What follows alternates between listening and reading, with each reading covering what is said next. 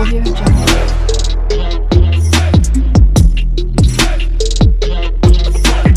Audio Jungle.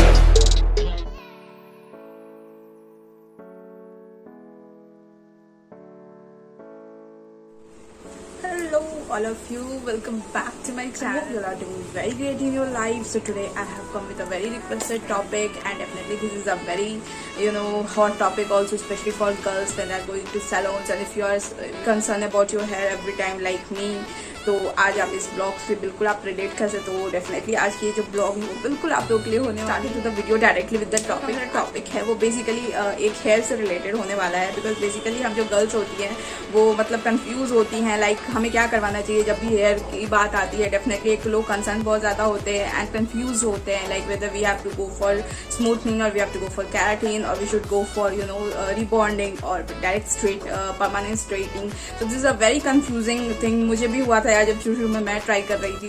तो आज का जो कंटेंट है वो यही होने जा रहा है, जो है प्रोसेस को आपको फॉलो करना है। So without getting any further delay just get started to the video directly.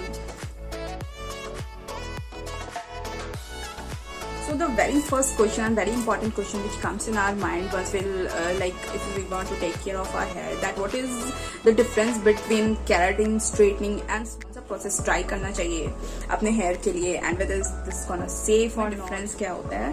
See guys, if you'll go for like smoothing process, smoothing का जो process होता है वो होता है आपके hair को बहुत ही ज्यादा वो smoothen करता है। आपके पूरी लेंथ से लेकर के from root to tip जो है वो पूरा आपको smoothen करेगा।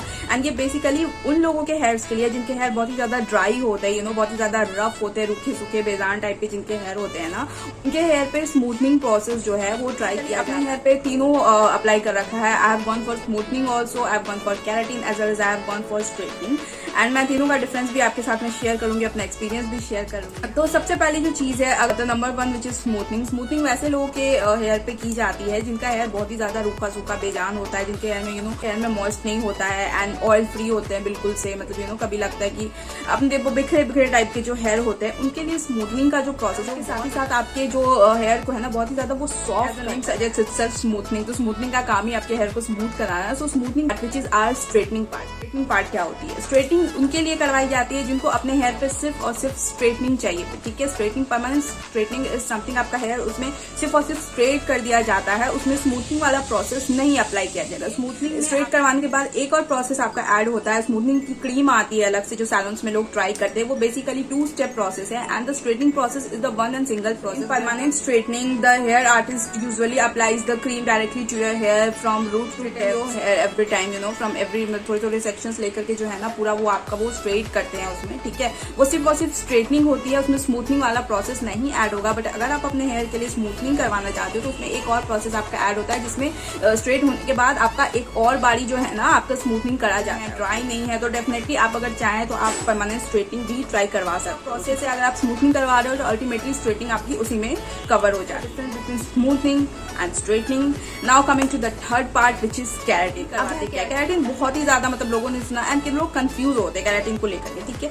केराटिन का जो पार्ट है, keratin has nothing to do with straightening of your hair. So if you are going for salon for the purpose of like properly straightened and आप चाहते हो कि आपके हेयर जो बिल्कुल मैनेजेबल दिखे, नॉन फ्रीजी रहे, तो उसके लिए आप स्मूथनिंग एंड स्ट्रेटनिंग का जो प्रोसेस है वो आप फॉलो कर सकते हो अपने हेयर के लिए। But keratin just add protein to your hair, okay. It prevent your hair from excessive hair fall, from dandruffs and all. ये जो है बेसिकली केराटिन आपके हेयर में जो है आर्टिफिशियल केराटिन, इसलिए हम सबके बालों में केराटिन होता है, ठीक है। केराटिन जो होता है वो सबके हेयर्स में होता है। But the problem is that with this like heavy pollution and आजकल की जो डे टू डे लाइफ है, जिस रशफुल लाइफ है और उसके कारण क्या है ना कि हमारे बाल जो है वो अपनी नमी को खो रही है मीन्स पूरी बॉडी जिस तरह से शरीर का पूरा जो है ढांचा बिगड़ा हुआ है उस तरीके से बालों की भी बैंड बजी हुई है ना कि वो धीरे धीरे करके आपके हेयर अपने केराटिन को लूज करना स्टार्ट करते हैं। तो इसी रीजन से जो होता है सैलून्स में आर्टिफिशियल केराटिन आपके हेयर में दिया जाता है। आपके हेयर को जो है वो लॉन्ग लास्टिंग प्रॉपर काम होता है। केराटिन का जो मेन रोल है आपके हेयर के लिए वो सबसे पहले आता है आपको हेयर फॉल से, जो भी आपके डैमेज हेयर है या आपके हेयर फॉल हो रहा है बहुत ज्यादा,